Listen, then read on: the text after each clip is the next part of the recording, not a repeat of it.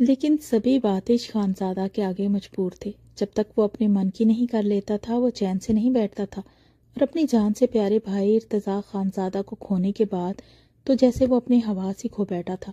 دونوں بھائی ایک چاند و قالب تھے، اور اپنے بھائی کے چلے جانے کی وجہ سے باتش خانزادہ اپنے آپ کو بالکل تنہا محسوس کر رہا تھا۔ ابھی اس کا غم تازہ تھا، ابھی وہ اس معاملے میں کسی کی بات سننے کے لیے تیار نہیں تھا۔ باتش خانزادہ ملیحہ بیگم کی طرف دیکھتے ہوئے بولا، ماما اس لڑکی کو اس کے کمرے میں ہی ناشتہ دے دینا، اور اس کے پاس پہننے کے لیے کوئی کپڑے نہیں ہیں، ان کا بھی بندوبست کر دینا۔ ملازمہ کے ہاتھ اس کے کمرے میں ہی کپڑے بھیج دینا، اور جب یہ سارے انتظام ہو جائیں تو اس کو کمرے سے باہر نکال دینا اور سارے گھر کے کام کروانا، اور ساتھ ہی ساتھ کھانا بنانے کی ذمہ داری بھی اسی لڑکی کی ہے۔ میں اس کو آرام سے بیٹھا ہوا نہ دیکھوں۔ یہ کہتے ہوئے ناشتہ کرتے باتش خانزادہ آفس کے لیے اٹھ کھڑا ہوا تھا۔ ساتھ ہی اس کے بابا ظفر خانزادہ بھی اپنے بیٹے کے ساتھ نکلے تھے۔ وہ اپنے بیٹے کو سمجھانا چاہتے تھے کہ وہ یہ سب نہ کرے، لیکن ابھی معاملہ چونکہ بہت زیادہ گرم تھا، اس وجہ سے کسی کی ہمت نہیں ہو رہی تھی کہ وہ کوئی ایسی ویسی بات کرے۔ دوسری طرف مہربانو جو کہ خود میڈیکل کی اسٹوڈنٹ تھی اور بہت ہی لائق اور ذہین لڑکی تھی، اس نے بھی اپنے کریئر کے حوالے سے بہت خواب دیکھ رکھے تھے، لیکن سارے چکنا چور ہو گئے تھے۔ اپنے بے قصور بھائی کو بچانے کے لیے اس نے اپنی قیمتی جان کا نذرانہ پیش کر دیا تھا، جو اپنے گھر میں پھولوں کی طرح رہتی تھی، جس کے آگے پیچھے نوکر پھرتے تھے۔ آج وہ یہاں پر ایک گئی گزری ملازمہ سے بھی بدتر زندگی گزارنے پر مجبور تھی۔ کمرے کو اندر سے لاک کرتی ہوئی وہ اٹھ کر کھڑی ہوئی تھی۔ سامنے ڈریسنگ ٹیبل کے آئینے میں اس نے اپنا جائزہ لیا تھا، جہاں پر اس کے ہونٹ اور گردن پر اس ظالم کے ظلم کے نشان موجود تھے۔ اس کا نازک وجود جس نے زندگی میں کبھی کوئی غم اور پریشانی نہیں دیکھی تھی، اور ایک تنکا بھی ادھر سے ادھر اٹھا کر نہیں رکھا تھا، آج وہ کیسے بے بسی اور مظلومیت کی تصویر بنی کھڑی تھی۔ اس کے بھائی نے کبھی بھی مہربانوں سے کوئی بات نہیں چھپائی تھی، اور اس نے صاف صاف بتا دیا تھا کہ ارتضیٰ خانزادہ کو اس نے نہیں مارا۔ وہ ارتضیٰ خانزادہ کا کون سا دشمن تھا جو اس کو قتل کرتا؟ وہ اپنی بہن سے کبھی جھوٹ نہیں بولتا تھا، اور اس نے اپنی بہن کو سچ بتایا تھا کہ وہ ارتضیٰ خانزادہ کا قاتل نہیں ہے، لیکن کوئی بھی اس بات کو ماننے کے لیے تیار نہیں تھا، کیونکہ سارے واقعات اور ثبوت اسی کو قاتل بنا رہے تھے۔ اعلیٰ قتل بھی اس کے بھائی کے انگلیوں کے نشان پائے گئے تھے۔ یہ ساری باتیں سوچتے ہوئے وہ پریشان ہو رہی تھی۔ جلدی سے واش روم گئی، وہاں سے فریش ہو کر نکلی، اور پھر اس نے اپنے پھٹے ہوئے کپڑوں کو جیسے تیسے صحیح کر کے اپنے تن کو ڈھانپنے کی کوشش کی، جس میں درد کی ٹیسیں اٹھ رہی تھیں۔ زخمی روح تھی، ہاتھوں سے زیادہ لفظوں کے گھاؤ دیے تھے اس ظالم نے، پر اس نے ہمت کی اور کمرے کی حالت کو صحیح کرنا شروع کیا۔ وہ بیڈ شیٹ جو رات کو اس بے دردی کی گستاخیوں کی وجہ سے سلوٹ زدہ ہو گئی تھی، اس کو صحیح کیا۔ 2 دن سے اس نے ڈھنگ سے کچھ بھی نہیں کھایا تھا۔ جب سے یہ حادثہ ہوا تھا ان کے گھر میں تو جیسے سب لوگ کھانا پینا بھول گئے تھے۔ وہ بیچاری بھی ایسے بھوکی پیاسی اس ظالم کے ہتھے چڑھ گئی تھی، جس نے ظلم تو اس پر خوب کیا تھا، لیکن اس کو کھانے پینے کو کچھ بھی نہیں پوچھا تھا۔ بھوک سے نڈال ہوتی مہربانو اپنے پیٹ پر ہاتھ رکھ کر بیٹھ گئی تھی۔ اتنے میں ملازمہ نے دروازے پر دستک دی۔ اس نے دروازہ کھولا تو ملازمہ ناشتے کی ٹرے لیے کھڑی تھی۔ یہ ناشتہ کر لیں، بڑی بی بی جی نے بھیجا ہے آپ کے لیے، اور ساتھ ہی ایک شاپنگ بیگ میں اس کے لیے چند جوڑے تھے جو باتش خانزادہ نے اس کے لیے بھجوائے تھے، اور یہ کپڑے پہن لیں، آپ ناشتہ کرنے کے بعد اگر چاہیں تو باہر آ سکتی ہیں، بڑی بی بی جی کا حکم ہے۔ یہ سارے دکھ پریشانیاں ایک طرف، لیکن زندہ رہنے کے لیے انسان کو کھانا تو پڑتا ہے، پھر چاہے چند نوالے ہی زہر مار کرنے پڑے۔ یہی حال مہربانوں کا بھی تھا، اس نے بھی اپنے آپ کو زندہ رکھنے کے لیے چند نوالے زہر مار کیے تھے اور ایک چوڑا نکال کر پہن لیا تھا، لیکن اس کی ہمت نہیں ہوئی تھی کہ وہ کمرے سے باہر جائے۔ وہ نہیں جانتی تھی اس گھر کا ماحول کیسا ہے اور یہ لوگ اس کو کس طرح سے ٹریٹ کریں گے۔ اگر وہ باہر گئی تو نہ ہی اس کے گھر کے کام آتے تھے، نہ ہی اس کو کھانا بنانا آتا تھا۔ وہ سوچ رہی تھی اگر وہ باہر گئی تو اس کو یہ سارے کام کرنے پڑیں گے، اور اس کو تو کچھ نہیں آتا۔ پتہ نہیں کس طریقے سے یہ لوگ اس کو ذلیل کریں گے، اور اس کے علاوہ جو باتش خانزادہ نے اس کے جسم پر ظلم کے نشان بنائے تھے، وہ ان سے بھی بہت زیادہ شرمندہ تھی کہ سب کے سامنے وہ کس منہ سے باہر جائے گی۔ جب وہ لوگ ان نشانوں کو دیکھیں گے تو وہ کیا سوچیں گے اس کے بارے میں۔ یہ سوچتے سوچتے نہ جانے کب اس کی آنکھ لگ گئی تھی۔ اتنی ٹینشن پریشانی والی ماحول میں ایک دو پل سکون کے اسے ملے تھے تو اسے نیند آ گئی تھی۔ ارتضیٰ خانزادہ کے قتل کی وجہ سے سارے ہی گھر والے گھر میں موجود تھے۔ رانیہ نائمہ بھی گھر پر ہی موجود تھیں اور بہت زیادہ غمزدہ تھیں، لیکن وہ اپنے بھائی کے ظلم میں بالکل بھی شریک نہیں تھی۔ وہ نہیں چاہتی تھیں کہ کسی بے قصور کو اس ظلم کی سزا دی جائے جو اس نے کیا ہی نہیں ہے۔ آج مہربانوں کا پہلا دن تھا اس گھر میں، اس لیے کسی نے بھی اس کو ڈسٹرب کرنے کی کوشش نہیں کی تھی۔ ہر کوئی اپنی اپنی جگہ اپنے غم میں ڈوبا ہوا تھا۔ شام کو جب باتش خانزادہ آفس سے گھر واپس آیا، اس نے گھر میں داخل ہوتے ہی چاروں طرف نظر دوڑائی تھی اور اسے مہربانوں کہیں نظر نہیں آئی تھی۔ کسی سے کوئی بھی سوال جواب کیے بغیر سب کو سلام کرتا ہوا وہ اپنے کمرے کی طرف بڑھ گیا تھا۔ مہربانوں کو پتہ ہی نہیں چلا تھا کب شام کے 5 بج چکے تھے اور وہ ظالم کمرے میں آ چکا تھا۔ ایک نظر اس نے سوئی ہوئی مہربانوں کو دیکھا۔ اسے سوتا ہوا دیکھ کر باتش خانزادہ اس کے پاس آیا تھا اور پاؤں کے ایک ٹھوکر کے ساتھ اس کو اٹھایا تھا۔ اس کی غیر موجودگی میں بھی مہربانوں کی ہمت نہیں ہوئی تھی کہ وہ بیڈ پر سو جائے۔ ابھی بھی وہ صوفے پر ہی سوئی ہوئی تھی۔ اچانک ہی اس افتاد پر وہ ہڑبڑا کر اٹھی تھی اور سامنے کھڑے باتش خانزادہ کو دیکھ کر اس کی سانس اٹکی تھی۔ اس کی سوئی خوابناک آنکھیں دیکھ کر اچانک ہی باتش خانزادہ کو کچھ ہوا تھا۔ اتنا مکمل حسن اس نے کبھی نہیں دیکھا تھا۔ وہ ان لڑکوں میں سے نہیں تھا جو کسی بھی لڑکی کو دیکھ کر رال ٹپکانے لگتے ہیں، بلکہ وہ ان مغرور انسانوں میں سے تھا جو خوب سے خوب تر کو دیکھنے کے باوجود بھی ان کو ایک نگاہ کے بعد دوسری نگاہ ان پر نہیں ڈالتے۔ لڑکیاں خود مکھیوں کی طرح ان کے پیچھے لگی رہتی ہیں، لیکن وہ کسی پر غلط نگاہ ڈالنا بھی گوارا نہیں کرتا تھا۔ وہ خود 1000 لڑکیوں کے خوابوں کا شہزادہ تھا، لیکن کوئی بھی لڑکی اس کے خوابوں کی شہزادی نہیں تھی۔ جب میں کمرے میں آیا کروں، جب میرے گھر میں آنے کا ٹائم ہوا کرے تو تم مجھے بالکل اٹینشن ملنی چاہیے۔ میرا ہر کام کرنا تم پر فرض ہے۔ چلو اٹھو، میرا بیگ پکڑ کے رکھو اور میرے کپڑے چینج کرواؤ۔ مہربانوں ایک جھٹکے سے اٹھی تھی اور اس کے ہاتھوں سے بیگ لے کر اس نے ٹیبل پر رکھا تھا۔ اس کے آگے وہ سینہ چوڑا کر کے کھڑا ہو گیا تھا۔ اتارو میرا کوٹ۔ مہربانوں اس کا کوٹ اتار کر صوفے پر رکھا تھا۔ اس نے صوفے پر بیٹھتے ہی پاؤں مہربانوں کے آگے کیے تھے۔ یہ جوتے کون اتارے گا؟ ان کو بھی اپنے ہاتھوں سے اتارو، صاف کر کے ایک سائڈ پر رکھو۔ تمہارے ہاتھ اسی قابل ہیں کہ میرے جوتے صاف کریں۔ وہ کوئی بھی موقع جانے نہیں دیتا تھا جس پر اس کی روح کو زخمی نہ کرتا ہو۔ مہربانوں لاکھ کوشش کرتی کہ وہ اس ظالم کے سامنے اپنے قیمتی آنسو ضائع نہ کرے، لیکن پھر بھی وہ ایک حساس لڑکی تھی اور اس نے زندگی کا اتنا بھیانک روپ کبھی نہیں دیکھا تھا، اس لیے بات بے بات اس کی آنکھوں سے آنسو بہنے لگتے تھے۔ خبردار جو میرے سامنے یہ رونے دھونے کا بار بار ناٹک کیا۔ نفرت ہوتی ہے مجھے روتی دھوتی لڑکیوں کو دیکھ کر۔ جوتے اتار دیے ہیں تو اپنے ہاتھوں کو دھو کر آؤ اور آ کے میرے سر کی مساج کرو۔ وہ بیڈ پر دراز ہوا تھا۔ جب مہربانوں اپنے ہاتھوں کو دھو کر واش روم سے باہر آئی تو وہ لیٹ چکا تھا۔ ایک ہاتھ اس نے اپنے ماتھے پر رکھا ہوا تھا۔ مہربانوں اس کے پاس آ کر کھڑی ہوئی تھی۔ وہ میں آپ کے سر کی مساج کر دوں؟ بولا ہاں سر کی مساج کر دو، لیکن کھڑے کھڑے نہیں، یہاں ادھر بیٹھو۔ وہ تھوڑا سا اوپر اٹھا تھا اور مہربانوں کو اپنے پیچھے بیٹھنے کے لیے کہہ رہا تھا تاکہ اپنا سر اس کی گود میں رکھ سکے۔ مہربانوں ایک لمحے کے لیے ہچکچائی تھی۔ جلدی بیٹھو، میں تمہارا نوکر نہیں ہوں کہ تمہارا انتظار کروں۔ اور کس چیز کی جھجک ہو رہی ہے تمہیں؟ تم میری ملازمہ ہو اور میرے حکم کی غلام، جو کہتا ہوں بلا چون چرا آنکھیں بند کر کے فوراً عمل کیا کرو۔ اس پر جلدی سے مہربانوں بیٹھی تھی بیڈ پر اور اس نے اپنا سر اس کی گود میں رکھ دیا تھا اور آنکھیں بند کر گیا تھا۔ مہربانوں کے نرم ہاتھوں کا لمس اپنی پیشانی پہ محسوس کر کے اس کو بہت سکون آ رہا تھا۔ وہ اس ظالم مغرور انسان کے چہرے کو دیکھتے ہوئے نہ جانے کب سوچ کی وادیوں میں کہاں سے کہاں نکل گئی تھی۔ اس حسین مغرور انسان کو اپنا بنانے کے خواب نہ جانے کتنی لڑکیاں دیکھتی ہوں گی، لیکن یہ میرا ہے، صرف اور صرف میرا۔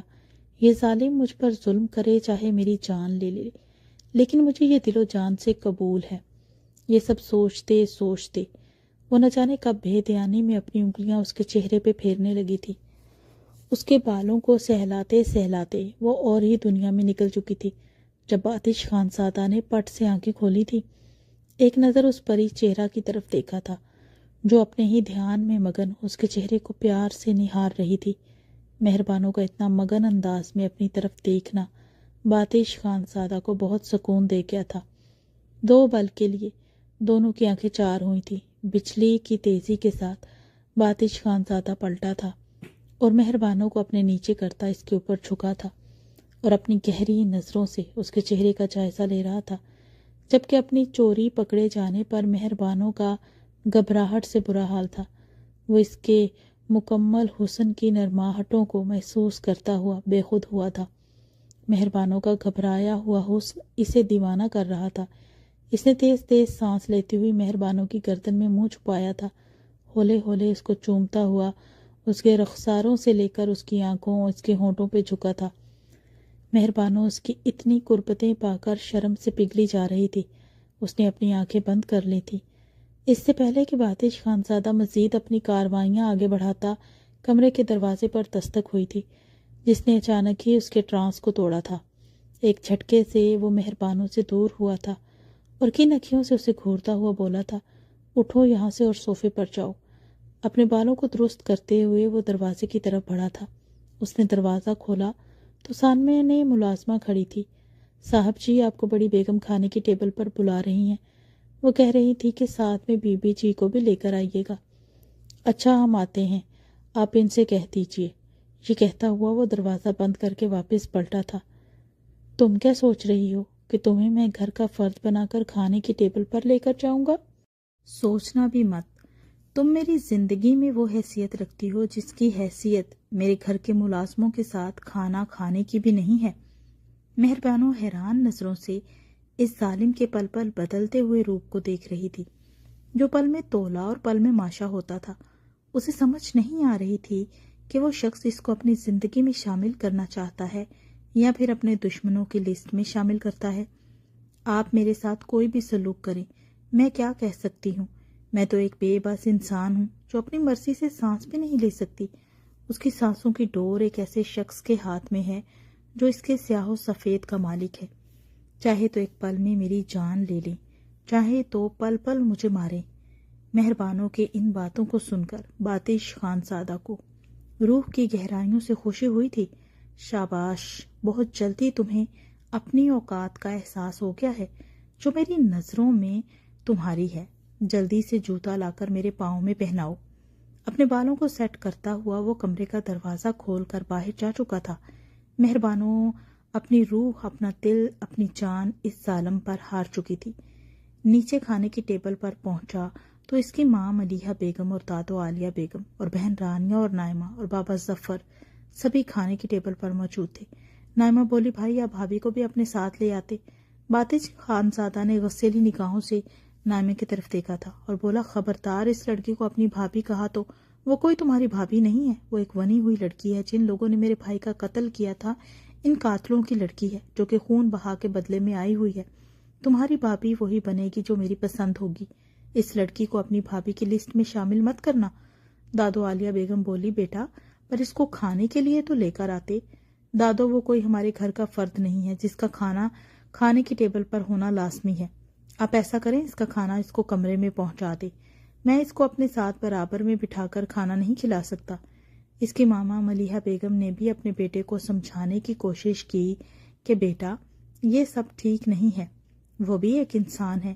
بڑی بہن رانیہ بھی بولی، بھائی جیسا بھی ہے، اگر اس کے بھائی نے قتل کیا ہے تو اس معصوم کا اس میں کیا قصور ہے؟ ہم بھی تو لڑکیاں ہیں، آپ کی بہنیں۔ اگر کوئی ہمارے ساتھ ایسا سلوک کرے گا تو آپ کو کیا محسوس ہوگا؟ باتش خانزادہ کو اچانک ہی اس بات کا احساس ہوا تھا کہ میرے گھر والے جو کہہ رہے ہیں وہ صحیح ہے، لیکن وہ کسی صورت بھی اپنے فیصلے سے پیچھے ہٹنے کے لیے تیار نہیں تھا۔ آپ لوگ جو مرضی بولیں، لیکن میرے معاملات کے درمیان دخل اندازی کوئی نہیں کرے گا۔ رانیہ بولی، بار بار حمزہ کا فون آ رہا ہے، اب مجھے بھی اپنے گھر کے لیے نکلنا ہوگا۔ باتش تم ایسا کرو، صبح آفس جانے سے پہلے مجھے گھر ڈراپ کر دینا۔ باتش بولا، جی آپا، جیسا آپ کہیں۔ اور بولا، نائمہ تم بھی یونیورسٹی جانے کی تیاری کرو، آخر تمہارا میڈیکل کا فائنل ایئر چل رہا ہے۔ اپنی پوری توجہ اپنی پڑھائی پر دو، میں چاہتا ہوں میری بہن ایک کامیاب ڈاکٹر بنے۔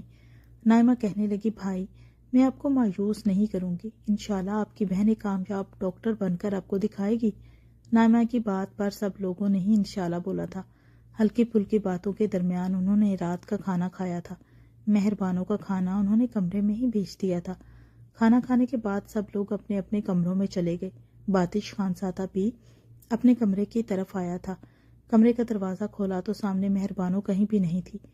ایک پل کے لیے باتش کو پریشانی ہوئی کہ یہ لڑکی کہاں چلی گئی ہے، لیکن واش روم سے گرتے پانی کی آواز نے اس کی توجہ واش روم کی طرف دلائی، اور جب اسے یقین ہو گیا کہ مہربانوں واش روم میں ہے تو پھر وہ آرام سے دروازہ بند کرتا بیڈ کی طرف آیا تھا، اور وہ ایک پل کو حیران ہوا تھا کہ اس لڑکی کی کمرے میں غیر حاضری کی وجہ سے وہ اتنا پریشان کیوں ہو گیا تھا۔ جب مہربانوں نہا کر واش روم سے باہر نکلی تو اس کے کھلے آبشار جیسے بال اس کے پشت پر بکھرے ہوئے تھے، اور معصوم حسن دھل کر مزید نکھر گیا تھا، جسے دیکھتے ہی باتش خانزادہ کی سانسیں اتھل پتھل ہونے لگی تھی، اور مہربانوں اس ظالم جان کو دیکھتے ہی اپنے اندر سکڑی سمٹی تھی۔ وہ جانتی تھی کہ اب باتش خانزادہ اس کے ساتھ کیا کرے گا جو وہ اتنی راتوں سے اس کے ساتھ کرتا آ رہا تھا، اسے اپناتا بھی تھا اور مکمل بھی نہیں کرتا تھا، پل پل اس کی جان کو جلا رہا تھا۔ وہ اس کی قربت پانے کے لیے تڑپ رہی تھی، اور باتش خانزادہ یہ خوب جانتا تھا، جس کا فائدہ اٹھا کر وہ اسے مزید تڑپا رہا تھا۔ وہ اس کی جان لبوں پر لے آتا اور پھر اس کو ادھورا ہی چھوڑ دیتا تھا۔ آج بھی اس کا کچھ ایسا ہی ارادہ تھا۔ وہ جانتا تھا کہ یہ لڑکی بے قصور ہے، لیکن وہ باتش خانزادہ ہی کیا جو اپنے کہے ہوئے الفاظ سے پلٹ جائے۔ مہربانوں کو تڑپانا، اس کی سسکیاں سننا باتش خانزادہ کا پسندیدہ مشغلہ بن چکا تھا۔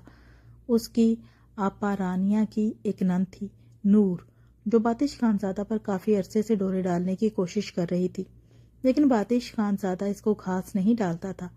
بہانے بہانے سے ان کے گھر کے چکر لگانا، باتش خانزادہ کو دیکھ کے زو معنی باتیں کرنا، نت نئے فیشن کے تنگ ڈیزائن کے کپڑے پہن کر آنا، باتش خانزادہ کو اپنی ادائیں دکھانا، غرض کے ایسے کون سے ہتھ کنڈے تھے جو اس لڑکی نے نہیں اپنائے تھے باتش خانزادہ کو اپنی مٹھی میں بند کرنے کے لیے، لیکن اپنی بڑی بہن کی نند ہونے کی وجہ سے وہ اسے کچھ نہیں کہتا تھا، اس کی چھچوری حرکتوں کو اوائڈ کرتا تھا۔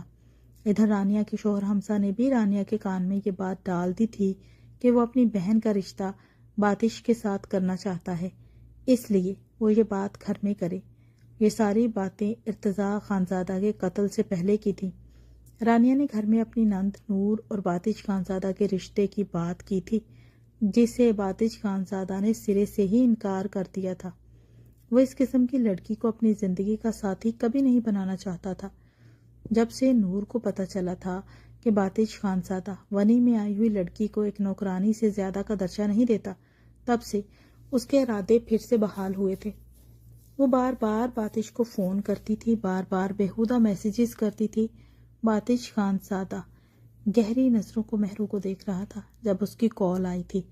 باتش خانزادہ نے اس کی کال کو اگنور کیا تھا اور مہربانوں کو ہاتھ کے اشارے سے اپنے پاس بلایا تھا، ادھر آؤ، میرے پاس بیٹھو۔ وہ اسے حکم دیتا ہوا اپنے پاس جگہ بنا گیا تھا۔ میں جو جو بولوں گا وہ کرتی جانا، اور مجھے اپنی بات کو دہرانا نہ پڑے، جانتی ہو نا پھر کیا ہوگا۔ مہربانوں گمسم سی حیران و پریشان اس کی طرف دیکھے جا رہی تھی کہ نہ جانے اب وہ ظالم جان اس کی جان کس طریقے سے نکالنا چاہتا ہے۔ جب نور کی کال پھر سے آنا سٹارٹ ہو گئی، باتش خانزادہ نے کال آن کی اور بڑے ہی رومانٹک انداز میں بولا، ہاں سویٹ ہارٹ، بولو کیا حال ہے۔ باتش خانزادہ کا بدلا ہوا روپ دیکھ کر نور کو اپنے کانوں پر یقین نہ ہوا، اور وہ حیرت زدہ انداز میں بولی، تم جانتے ہو نا فون کال پہ کون ہے؟ باتش خانزادہ بولا، دل و جان سے جانتا ہوں کہ یہ تم ہو نور۔ نور کو تو یقین ہی نہیں ہو رہا تھا کہ یہ باتش خانزادہ ہی ہے جو اس کو اس انداز میں بلا رہا ہے۔